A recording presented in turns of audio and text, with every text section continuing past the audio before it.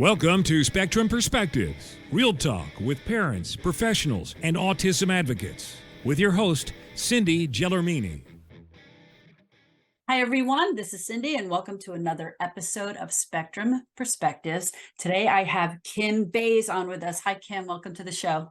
Hi, Cindy. Thanks for having me. So usually when I have people on, I have an idea of who they are. We know each other, or, we've run across paths or whatever. But I found you randomly. I was searching for something on Google. I don't remember what I was looking for. And Martha's Ranch came up. And I was like, oh, what's this? And I started looking at it. And then on the About, there was this whole story of this mom that had twins with autism and stuff. And I said, oh, she'd make a great guest. I have to talk to her. So I emailed you, you wrote me back, and then here we are today. So thank you. All right. Thanks. Fantastic. Nice to meet you. So where are you located? You're in Texas? We're in Texas, North Texas, DFW area. I don't know what that means, but Dallas, Fort Worth. So. Oh, got it. Okay. Northeastern Texas. Because I know that Texas is huge. So it is huge. Yeah, it is I huge. think you could fit New Jersey in there like 6 times. So yeah. Cool. Okay. All right. So I always start the interviews the same way. I ask the moms the same questions, and everybody's story is, has similarities, yet everybody has their own story that's a little bit different. So, so you have the twins, right? But I know that this is your second marriage, correct? Because my second marriage, yeah. So my twins are from the first marriage, so. Okay, yeah, so because I read that you had a stepson. I have a stepson that's 22. Yeah, okay. He just graduated from University of Tennessee. Got it. Okay, all right. That's when I kind of figured, okay, all right, this must be second marriage. Okay, so the twins are from the first marriage. Yes. Okay, so you have a husband that married you with autistic twins. Yes, I do. Good for him. He's a good guy. He's a good guy. All right. So let's go back. So are they your only biological children? They are my only biological kids. Yeah. Okay. So there's no older siblings or anything. This is your first pregnancy, and you have you're having twins. So now I had twins first before I had my son Robbie. Okay. So that I understand, and it's considered a high risk pregnancy, and they do Sure. A little bit more testing and stuff like that. So were there any red flags when you were pregnant? Anything that they told you there might be some kind of issues health-wise or anything like that? No concerns when I was pregnant. Right. Okay. Pretty typical pregnancy. Typical. Okay. Did you have them early? At like 36 and a half weeks, 37 weeks. So, I mean, that's early, but not by twin standards, full term for twins. Yeah, exactly. I think same with me. I think I was like 2 weeks before my due date. Yeah. So, okay. And then the delivery, were their APGAR scores were good? Like no kind of red flags when they were? They were pretty good when they were born. And I guess the really unique thing with my twins is they were actually born an hour and 50 minutes apart. So, oh, that's long. It was a long day. I had a patient doctor, did not have an emergency C-section on the second one. So that's good. But it was a very long day. Wow. Mine were 6 minutes apart. Yeah. Yours were almost 2 hours apart. It's much more typical. I'm relatively certain that James was like ready to face the world, and Nathan was a little bit like, well, wow, now that kid quit kicking me, I don't see any reason to leave.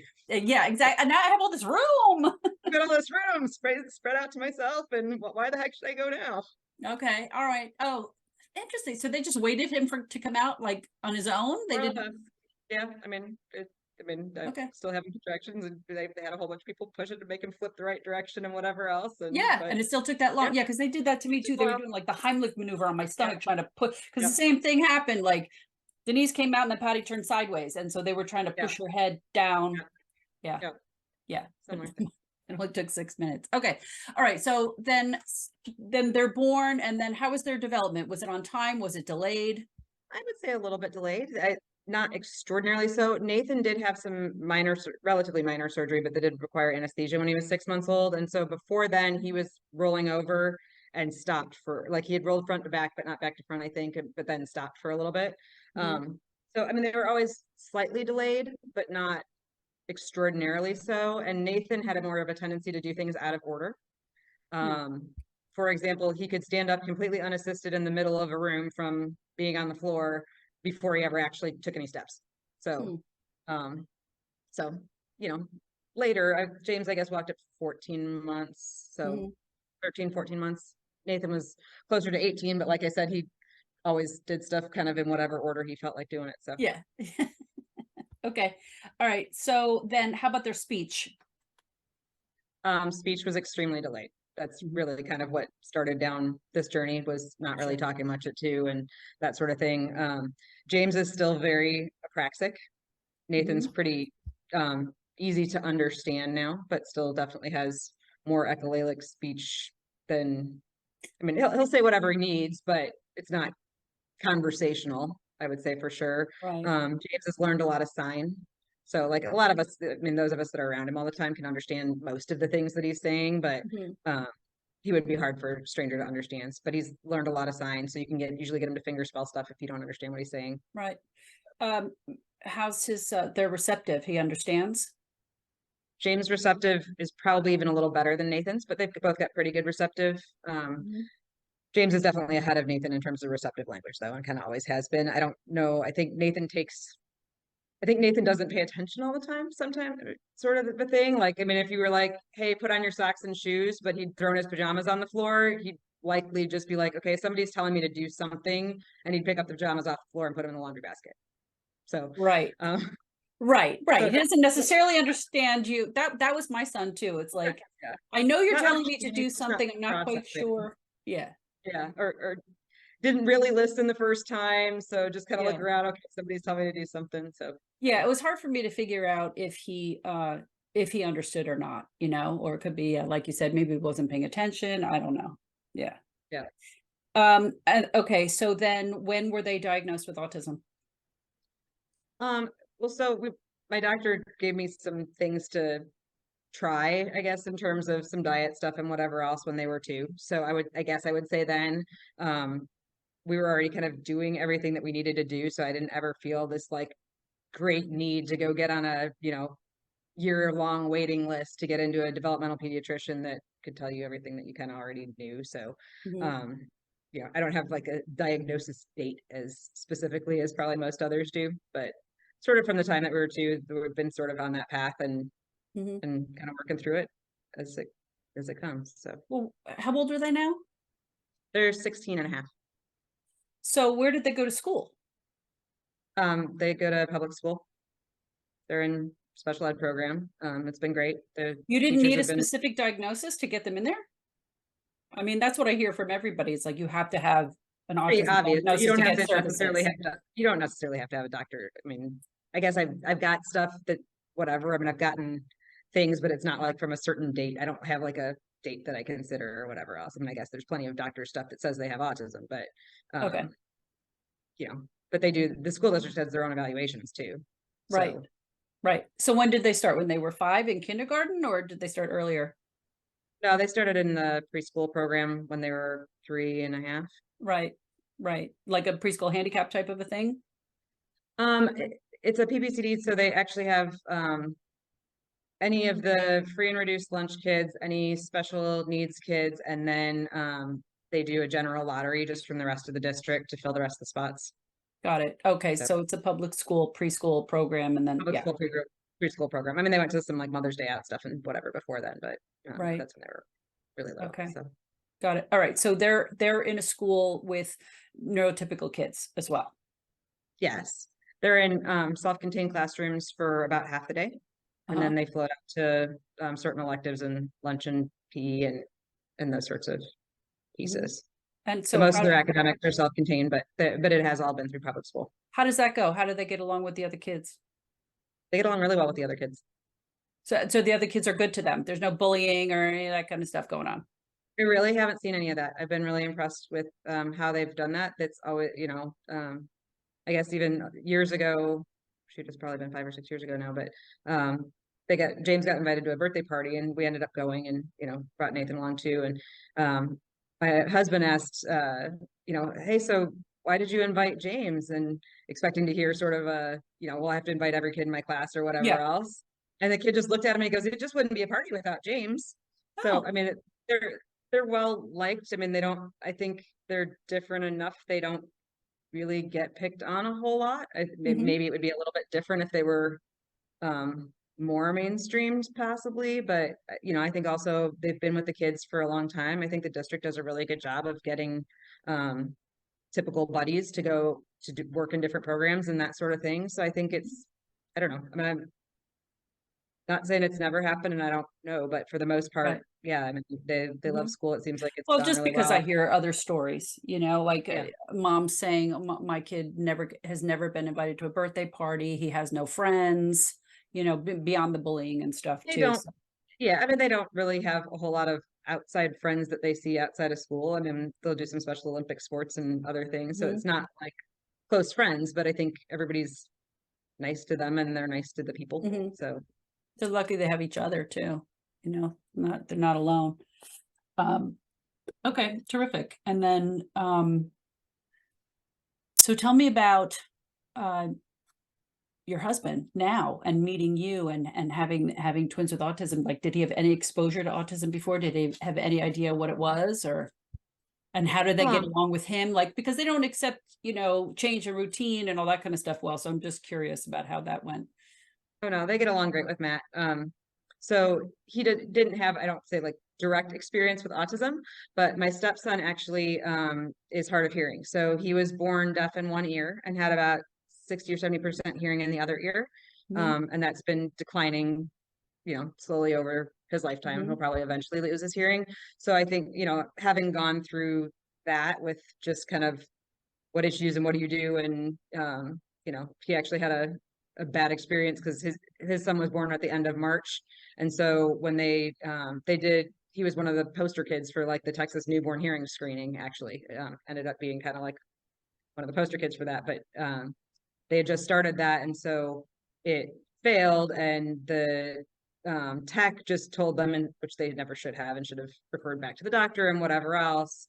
Oh yeah, your kid's. It seems like your kid's deaf, like so he's just not going to be able to hear you. And then like sent them home for the long weekend over Memorial Day. So I think having been through that in terms of you know that kind of gives a different understanding. My kids are pretty accepting of stuff. I mean, like there's times when they can be sort of rigid and things, but they get along with Matt really well. I mean, mhm. he plays with them and hangs out with them and teases them and tortures them and whatever. So Good. Okay, that's good. All right. So tell me about Martha's Ranch. How did that what inspired you to start anything like this? probably the original inspiration sort of is we took my kids to Great Wolf Lodge several years ago. My brother-in-law was in town visiting with In his family. Pennsylvania? Or do they have one out there? No, there's one in Texas. There's one in Okay. Texas. I was gonna We say have that's everything really here. far. We have everything. No, we have Okay, everything here. got it. So anyway, so his brother was up from a different area of Texas visiting near us, and they were staying at Great Wolf Lodge. And so we went over and got day passes and went with them one day. And Mhm, so I think at the time the boys were probably 11 or 12, something like that. So, neurotypical kids, you would be like, okay, come check in like once every hour or so. I'm gonna grab a margarita, have a good time. mhm. Yeah, that's what you do with their 12-year-old. Right. And with autistic twins, you don't do that. So it's very much more of a, you got to stay with them because you got to make sure that they don't cut in line because they might, and that they don't turn around too fast and knock over a little kid, or just all of those sorts of things. And so, um, from that experience, from some Disney experience, from just different things, the unexpected can happen often. And so I wanted to create a place where the families could come and really spend time together and do fun things and do activities, but surrounded by other people that all understand that the unexpected is likely to happen. And that if your kid spills whatever all over themselves, they may strip just in the middle of whatever, not caring who's around. And that you could be in that environment with other people that understood, yeah, that can just happen. That would be more likely to hand you a towel instead of be like, can't you control your child? Those sorts of things. So Mhm, um, really just wanted to create sort of that environment. Um, we've got a ranch, and so we've really enjoyed our time out there. And so being able to share that with other families, getting to be outdoors if they want to go fishing. We're trying to come up with a lot of activities on the ranch. There's, at some point maybe we'll actually get to our own little water park, but and that for the time being, at least, trying to come up with activities that will wear the kids out, keep them somewhat contained so that the parents might even be able to, sit down and have a conversation with one another if they wanted to. So, lots of bounce house slide kind of things where your kids just go So and move up so and down. this is a vacation place for the whole family? Yes. Okay, so it's not a residence place where kids are going to come live. This is a place for the family No, to go and have a this is a place vacation for the together. family to go and have a vacation together, Mhm, surrounded by other people that are in the same situation, hopefully providing some parental support and different things, giving, we'll have some speakers come in and talk about different treatment ideas or different things or different resources that mhm, exist in terms of longer term options or schools or whatever it happens to be, mhm, but really try to mhm, provide really a resource for the parents. And I know that there's a lot of guilt that a lot of the parents have because it's really hard. You get invited to the birthday party, and you sort of feel like you should go, but you also kind of don't want to because it's going to be exhausting because you got to chase them around the whole time and you got to make sure that if they're gluten free that they don't eat the pizza and that just kind of all the extra mhm, pieces. And so mhm, it does require sort of more of a all hands on deck thing, and so it is kind of a more intense afternoon than what it would be in a typical situation. And so really want to provide a place where parents can go and kind of get those supports. Um, I've also taken a little bit of our inspiration. We'll try to, we're kind of just getting started in terms of actually having the cabins where people can come stay, and activities that are set up all the time. We've had, as we've been developing, we've had various like 1 day activities for lots of people to come out all at once. But so we're getting really close to actually having the cabins ready so that families can start coming out and actually staying for 3-4 days or whatever and really have that vacation. Um, but some of the inspiration we're hoping to get once we kind of get a little bit of the initial kinks worked out on just having people there in general is to get a little bit of respite care availability as well. That's one of the things. We've gone on cruises before, and sometimes once we've done it with Autism on the Seas, and so they have a couple hour break times that the kids mhm, can get kind of dropped off or left with somebody or whatever, mhm. so that the parents can go just have dinner by themselves or whatever. So Right, right, we'd like to provide some of those services too as time right. goes on. Well, the other thing too is when you go, like when you took your son to the birthday party and you're with a bunch of, neurotypical kids and their parents, you're the only one there that's a special needs parent, right? And Usually. it's not the same. It's not the same as when you get together with a bunch of special needs parents. Oh, we all just get each other, right? Yeah. You don't have to explain your kid, you don't have to explain your life. So whenever I meet another autism parent, I just feel like there's an immediate bond, and you Mhm. just like get each Absolutely. other. So what I did is I started a foundation and I do moms retreats for moms to get together and just make friends and just get to know Yeah. each other. And we do fun stuff. We do I do makeovers on 4 of the moms, and we have a comedian come in, and we just have a good time. But by the time they're done, they made a bunch of new friends. And it's That's funny that I'm awesome. doing this interview with you right now because next week I'm doing a beach bash, and this one's for the whole family. It's a vacation down at the Jersey Shore, down, at the beach.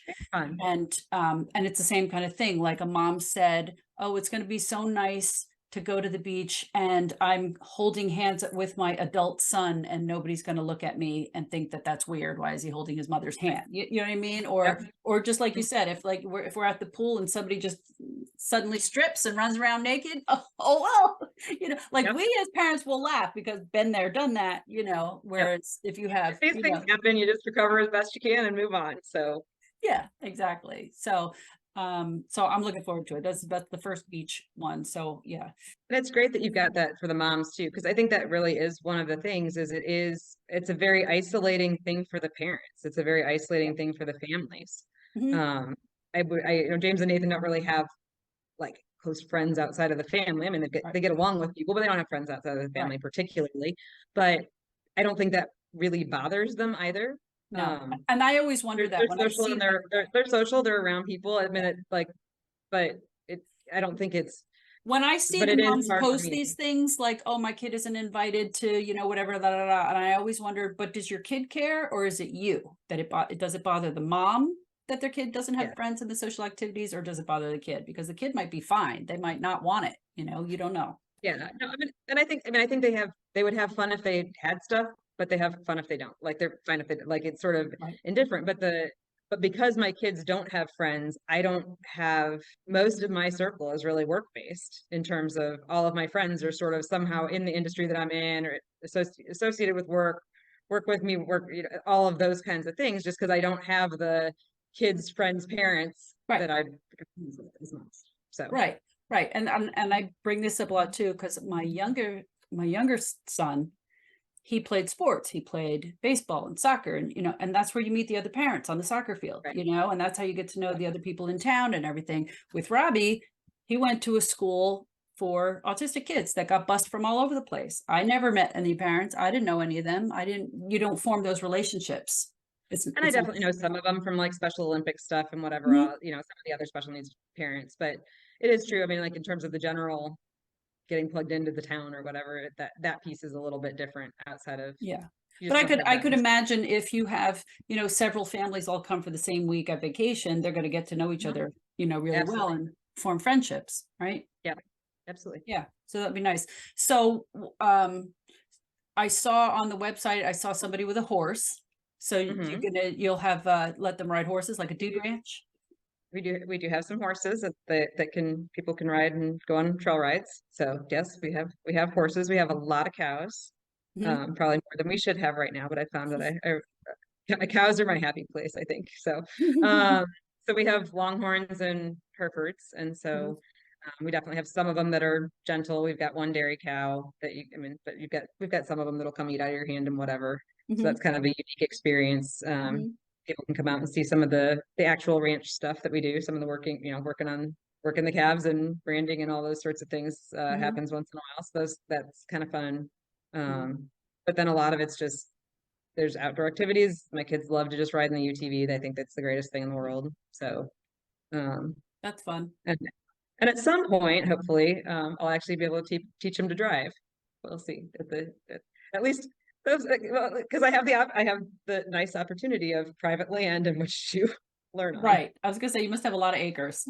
How many acres you have? Across all different parcels, about 840, but we've got 634 contiguous acres. Um, Wow. so it's a big Wow. property. I was expecting you to say like 50. It's a big property.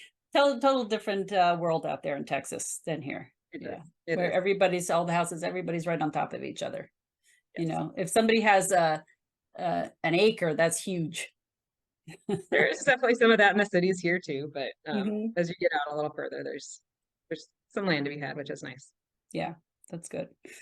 So all right, so how far are you along in the development of everything? So we've got two cabins that should be ready literally within the next 2 weeks. They're going through final punch, and we're waiting. There were a couple pieces of furniture that were delayed, so Mhm. waiting on the last couple mattresses to get delivered and things, and then those will be up and running. We've got a third one, which is actually an ADA accessible cabin that will be online shortly. It's Mhm. probably a month behind, maybe. So I would guess Mhm. probably beginning of October. That one will be ready, and then we've got two more that are dried in and they're starting to go through mechanicals, and then the last two are in the framing process right now. So framing So up. there's going to So be we what, about six should have all of cabins? them dried in. There's be seven. So There'll be okay, seven cabins. okay. And we've got a pool house and a pool kind of over in that area. Indoor And pool we've or got outdoor? outdoor. Outdoor, yeah. Okay. Well, it's hot down there. It's hot down here. Yeah. And how are you funding all of this? Outdoor works most of the year. Yeah. Most of the year. How are you So. funding all of this? You have a foundation, correct? So it is a public charity, a 501(c)(3). So we do have, obviously the initial donations were made by me and my husband when we sold some of our properties. And so Yeah, you're in transfer real some of estate, it there. right? We're in real estate, yeah. So we Mhm. own apartment complexes. And so then a lot of our investor base has at least made some donations, family, and then other people in the community. Mhm. So it'll be all paid for. It's not something that you have to constantly keep raising money for. You can get Um, money up front, or like, how are you we going to got a lot of sustain it. it? We got a lot of it up front. But then it will have with the cabins, once we get those live, we'll probably start out having one weekend a month or so that is entirely just for the autistic families. So that's really for our purpose. And then we'll probably do some corporate events and weddings or family reunions or whatever else at market rates to try Right. to keep that cost down operationally and help cover operation costs. Got So it. Yeah. hopefully over time we'll be able to blend that down and have more and more time that we have the families impacted by autism out there. But at least in the beginning, we're going to do some stuff to raise some of our money by actually using the assets Right. um, Yeah. Well, you're a to, business person, so that's why. to raise money for the nonprofit so that we can keep the costs more reasonable Right. on the families that we're Right. trying to serve. Yeah. Because it would, you have a finance background, don't you? And Yes. yeah, yeah, that's so I knew you'd have this all figured out, financially, how this is all going to work and how you're going to sustain it and all that. So Yeah. some of it'll be from outside stuff, and then and eventually we'll have it so that it's self-sustaining and everything's been all paid for. But at the moment, yeah, we'll do a little bit of that to finish off the So if rest of the family cabin. comes and stay there, where are you going to charge them, or it's going to be for free, or what? It won't be for free, but we'll try to do it at a pretty reasonable cost. We're working on kind of what standard pricing is and what that'll be, but there'll be a cost to it, and then probably the ability to get some scholarships from donations Mhm. if it's a family that really can't afford whatever it's set at. And then tell me about the name Martha's Ranch. Your name is not Martha. Who's Martha? My name is not Martha. My great aunt was Martha. So she was a really neat lady. She lived to be 94 years old. She mowed her own lawn until she was like in her 80s, and then always complained that the neighbor kid down the street didn't do as good a job. Once she finally gave it up, still had her driver's license till the day she died. And so anyway, she passed away a few years ago, and she never had any kids. So my dad, and then by extension me, are kind of her only blood relatives. And so my dad's done solidly for himself. He used to own a powder metal manufacturing plant and a sales company. And so the money all went to him, but knew he probably wasn't really going to need it long term. And because my business has been good to me as well, probably wasn't going to need it there either. So I figured a decent amount of Martha's money was going to end up there. So I named it after her. So she was just a really neat lady.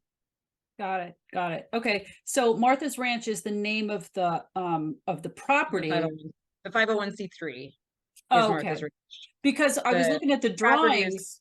The property is Twin Canyons Ranch. That's why I was getting, that's where, okay, it's Twin Canyon. So the property is Twin Canyon Ranch, but the 501c3 is Martha's. Martha's Ranch, yeah. Got it. So Got it. we were looking at, when we were first looking at land, we were going to maybe just buy it in the nonprofit name, but then they were going to need us to guarantee it. And then they wanted us to have certain controls, and then those caused problems with the other things. So we actually bought all the property and own all the development except in one specific area where the cabins are being developed. And so then that's just a land lease to the nonprofit. So the nonprofit owns those cabins, but everything else on the property is still just ours, but can be, most of it will be able to be used by Got it. guests when they come. Got it. Got it. So Martha's Ranch owns that piece of land where the cabins are and everything. Okay. Just that piece. Okay. All right. Got it. Great. I forgot to ask you so your boys are 16 and a half. So are they going to go to school till they're 18 or till they're 21? It'll be at least till they're 19. Because they were speech delayed, the district that we were in actually recommended that we keep them in the preschool program 1 year longer. So they actually started kindergarten when they were 6. Okay. And then what do you see for them? Start in Texas. So they'll graduate. They'll be sophomores this year. So they've got 3 years left. Okay. So what do you see for them after high school? I don't know. We'll see. They make strides all the time. So I don't know exactly where we'll end up on that. But I think at some point I think they'll be able to live independently or mostly independently. I always joke that I'm not sure I'll give financial controls over to James because he really likes the, buy it now, finish now buttons on his game. So I think if we tied the credit card into his Google Play account, he could probably bankrupt us all real quick. Yeah. But at the same time, a couple weeks ago, I had started a load of laundry with their stuff in it and, had gotten busy with whatever and was working on something else. And all of a sudden I was like, what's that noise? And James had actually gone in, the washer had finished, moved all the clothes from the washer to the dryer, set the thing and turned it on. And then he actually took them all upstairs and put them away when it was done without me asking or saying anything about it. He was looking for his pair of pants and didn't have any more upstairs. And then we were at the ranch, and so he took all the stuff up. I'm sure it was not like well folded or anything. Right. And I'm not entirely sure if his brother's stuff was sorted out from his all that well, but I was pretty impressed with that. So I don't think they're gonna be ready to move out at 18 necessarily, but I think they've got a good shot at being able to more or less function in a lot of ways. And we're fortunate to have had a successful business that can provide some safety net in that regard. So yeah, you might be able to get a place for them to live and then have somebody just kind of keep an eye on them, make sure, So, okay. All right, good. Yeah. That's just one of the things that most parents are the most worried about is their future and what's going to happen to them when I'm not here anymore. You know, what do I worry about their future? They're very, very worried. And they love to ask me all those questions at the school, and it's like, you know, I'm just not going to put limits on it yet. I don't know. I mean, Mm, where we are now is not where we were 3 years ago, and so you want me to tell you definitively where we're going to be 3 years from now? I don't know. I mean, they've got a good support network. Because like I said, their dad and I split custody 50-50, and so and we get along great. And he's remarried, and so their stepmom is an awesome person, and mm, I'm remarried, and that's a mm. great guy. So they've got a lot of people that are looking out for him. So Okay. I guess with the business, you don't grow a business the way that I have if you are constantly worried about what if. You just kind of hope for the best and do what you can and try to worry about the stuff that you can control. Mhm. And exactly what's going to happen after high school is not something that I can control really. So I make little decisions every single day to try to influence that, I guess. But Mhm. if they can go to one of those college programs that's like for special needs hybrid thing, great. If that's not appropriate at all, that's fine. If they want to go work at the ranch or, Mhm. get a job somewhere else, whatever. I mean, that's all good. And so I just sort of take it as it comes, at least in that regard. So, I mean, I'm fortunate that we've done a lot of therapies. We've done a lot of different things. We've done various experimental medical stuff and, all kinds of things. Everything's helped a little. Nothing's been a magic bullet. So, but I have seen a lot of progress. I would say the biggest thing that was a huge game changer, and it really for James and not so much for Nathan at all. I mean, they're two very, very different kids. But when we changed diet and then started going to Dr. Kriesman, who's a gastropediatrician that specializes in autism, Mhm. some of that stuff really changing the diet and then helping heal the digestive tract for James was huge. I mean, he was starting to get larger and harder to control, and was obviously in pain the whole time, and so couldn't tell us any of that, and so was it was getting more and more challenging. And so really, I always kind of fought the diet when I was young because I didn't have a whole lot of people around me that were going to support me in it. My mother-in-law would have just been like, but they like McDonald's French fries. Yes, I know they like McDonald's French fries. He likes McDonald's French fries, but maybe that shouldn't be the whole diet. Mhm. So it was always the thing that I avoided when they were younger. But Mhm. once I did it as they were older, it made such a huge difference for James. It was just like night and day. Meltdowns went from Mhm. not infrequent to hardly. I mean, Right. now if he has a meltdown, it's like once every couple of months, and it's for like 2 minutes, not 20 minutes 3 times a week or whatever. So Right. and he Right. obviously just feels better, and then that's helped him learn better and be more involved in stuff. So I think Mhm. kind of every little bit helps. Um, I'm just trying to imagine. So for my event that I'm having for families next week, I asked them all because I'm providing lunch. I said, what do your kids eat? And mhm. every single one of them, chicken nuggets, French fries, pizza, chicken nuggets, French fries, pizza. That's all. Every single parent said the same thing.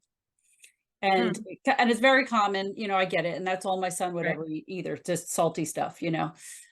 salty meat and potatoes. He would absolutely would not touch anything wet, mushy, no fruit, no vegetables, absolutely not. He'd spit it right out. So I'm trying to imagine, how did you do this? How did you change your son's diet? Well, a lot of it was just, substitutions originally. I did get a chef to actually bring some of their meal, like to pre-prepare and bring some of their meals that was somebody local Mhm. for a little while, just until I really kind of learned all of it. But that's Mhm. actually one of the services that I really want to provide for the moms. So they took the MRT 170, and we were removed from their diet everything that was a red or yellow inflammatory piece for them. And so You mean I guess dyes? Red or yellow dyes? Like what do you no, like just they test 170 different foods and chemicals. Oh, And so, okay. you know, the hardest one, honestly, even harder than soy and even harder than gluten, is garlic. It's in everything, even like barbecue sauces and stuff. So, Oh, anyway, so wow. That's so, while we oh, see, I put garlic in while everything too. I put garlic in everything too, and so Yeah. but for a while we couldn't, and so it didn't test as inflammatory anymore after a couple of years. but that was those were one of the things. And so over time, so I But did I'm get just thinking to make gluten and some of the dairy. stuff. Gluten and dairy are usually the main ones. Yeah, and so we did gluten-free, dairy-free, soy-free, and no garlic, and a host of other things. One of them had corn, so we didn't have much, so even a lot of the gluten-free stuff is like then corn tortillas, and so that wasn't an option. So we did that hard for a little over 2 years, and then retested them, and we've been able to ease up. Really, I would say now it's mostly just gluten and soy. The dairy So doesn't what does seem to his have diet any. look like typically?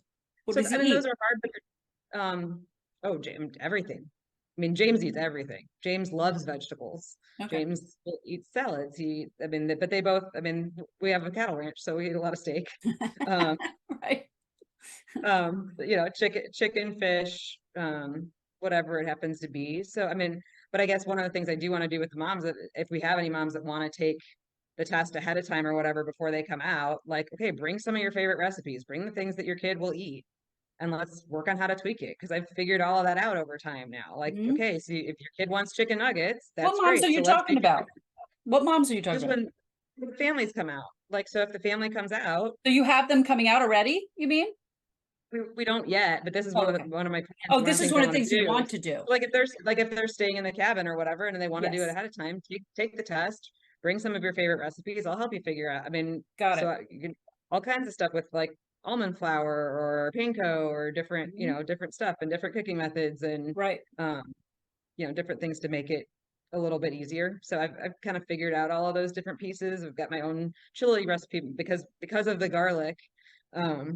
We could not find any available barbecue sauce without garlic in it. And so now we've been able to add back garlic, but Matt and I just started experimenting and making our own barbecue sauce.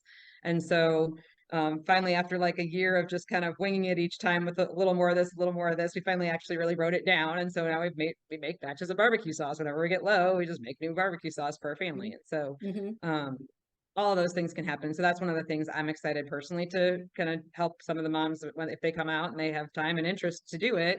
I know diet was the very scariest thing for me, but also ended up being the most impactful thing to my life. So, got it. And now you can share it.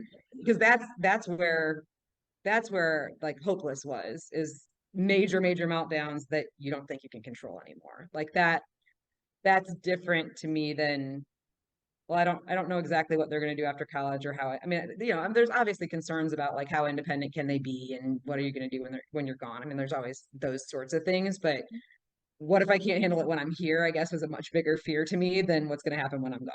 Anyway, so the diet was the scariest thing. It was the thing I resisted the hardest and also the thing that made the biggest difference for one of my kids. So if I can share some of that and help another mom get through that piece, that would be kind of cool. Yeah, that's great. You should do like Instagram videos of the cooking, right? And do and cook the different things and put it out there for, the parents that have the issues with their kids so they can, because not everybody's going to make it to the ranch, but right. That's true. No, that's very true. That's a good idea. I'll give you another business to start. All right. Like you need that. Goodness knows I need one more. Either that or maybe have somebody that is a cook or chef or something, give them that idea and say, hey, do some videos on this. Yeah. So, right. No, and a lot of it's just, figuring out the modifications. So once you take the test and you know what you're trying to avoid, because I think that was a big thing too, is, I mean, you can just try the main offenders, but I think it really did make an impact to take that test and really understand. I mean, and then my test is nothing like theirs. I actually took it myself just to see what it was. My highest inflammatory food is watermelon. Really? I've never had a reaction to watermelon. I've never noticed any issue with watermelon, but the test said that the food of all of 170 things that they tested that gave me the highest inflammatory response was watermelon. Crazy. I never My would soy was actually like no problem at all. So, yeah. it's kind of each person's individual body chemistry and really getting that information, I think makes a big difference. So who does tests like this? It was referred to me by a doctor, but you can actually get it online. The problem is trying to find somebody that'll draw the blood for you if you don't like get your doctor to recommend it. But I think it's, I don't know, $500 or $600 or something like that. So not super cheap, but not horrible in the grand scheme of things. But who is it? Who does it? I don't remember offhand exactly what the company what's is it that does it. called? The process. What's it? MRT 170 is the test. So if you MRT just 170, that's what yeah, I. if you Yeah, Google yeah. MRT 170, Okay, got it. it'll come up, and there'll be a bunch of the different online doctors will have links to it. So some of those I think you can get. Mhm. I think you can get it like sort of prescribed through one of the online doctors, but then you just have to find somebody local to draw the blood. Right, So right, right. Oh, okay. Very interesting. Yeah, I'm it's been interested in the anti-inflammatory thing too, because as you yeah, get older and you start developing all kinds of stuff like arthritis and everything, everything's inflammation. So to find out what yeah, you're eating that's causing it is huge. yeah. No, it was huge. I mean, so we've even made a little bit of changes to our diets, and Mhm. especially my ex-husband's wife, she had some complications and stuff that she was going through, and so she really did follow that diet for a while, and that made a big difference too. Yeah, very good. Very good. So, Awesome. Okay, thank you. That was very informative. absolutely. So, Thanks for having me on. Looking forward okay. to it. Thanks for the idea on the Instagram videos. Maybe I'll work on that. Maybe we'll take some videos next time we're making barbecue sauce. Yeah, yeah. Well, if you want to give it away, I don't know. You might want to bottle that and sell it. We can bottle it and sell it, but also, I mean, it could also just be, hey, these are modifications we made to or the things that we came up with to do for our kids when the stuff we got at the store wouldn't work. And so if you need ideas I for think that'd your be kid, really helpful to a lot of parents, yeah. to put because I don't know of anybody that does that. Yeah. I mean, it's not scary anymore now that now I've been Mhm. doing this for 4.5 years. So it's second Mhm. nature and pretty easy and whatever else. But Yeah. Well, get yourself a little ring light with the thing, put the camera down over you and cook the stuff up and do cool. cooking videos. Here's what you do if your kid has blah blah blah blah, and here's what we make. I think that'd be great. Yep. Okay, so if people are interested in staying and they want to come see, check out your website. What's the web address? marthasranch.org is the web address. Mhm. And if you've got any questions, you can email Christy, who's our director. She's just a lot more likely to get back to you quickly probably than I normally am. She's got a little more better focus on only one area. So that's just director@marthasranch.org too. And she can answer any questions about what things are. Perfect. So we'll be working on, as soon as we get these cabins completely ready to go, we will be working on some posting to try to get guests out to come see and check out what we have and enjoy the experience. That's great. Okay, sounds good. Thank you so much. Thanks for joining us today and sharing your vision with us. Well, thanks so much for having me on. I'm glad you found me. So. Okay. All right. Bye-bye. Thank you for joining us today. Be sure to join us again on our next episode of Spectrum Perspectives.